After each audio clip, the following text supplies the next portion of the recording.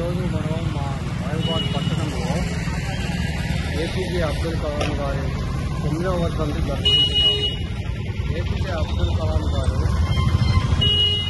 చాలా గ్రేట్ మనిషి. ఇతను రిటైల్ మ్యాన్, ఒక మంచి విద్యావేత్త. ఇంకోటి ఏంటంటే ఇతని స్ఫూర్తి తీసుకుని అందరూ నడుచుకోవాలి, అతని ఆశయాలన్నీ నెరవేర్చాలి.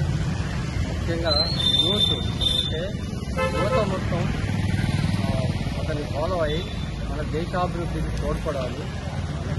ఇంకోటి వచ్చేసి మన మాజీ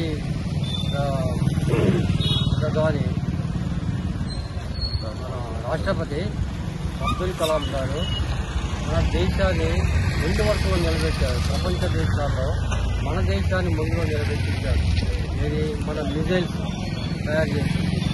సో అతని స్ఫూర్తి తీసుకొని అందరూ అతని బాటలో నడవాలని ఆశిస్తున్నాను. ఇంకోటి, మన ప్రభుత్వం చొరవ తీసుకొనేసి స్పందించి అబ్దుల్ కలాం గారి స్టాచ్యూ అన్ని ప్లేసుల్లో ఏర్పాటు చేసేటట్టుగా ఉండాలి. ఇదే అబ్దుల్ కలాం గారి జయంతి అయినా వర్ధంతి అయినా ప్రభుత్వం గవర్నమెంటే ముందుపడి ఆ ప్రోగ్రామ్స్ అన్ని కండక్ట్ చేయాలి వాళ్ళు. ఎందుకంటే ఇతను భారత రాష్ట్రపతి, ఇతన్ని మర్చిపోకూడదు. అందరూ గమనించవలసిన విషయం ఇది. ఏపీజే అబ్దుల్ కలాం గారికి జై.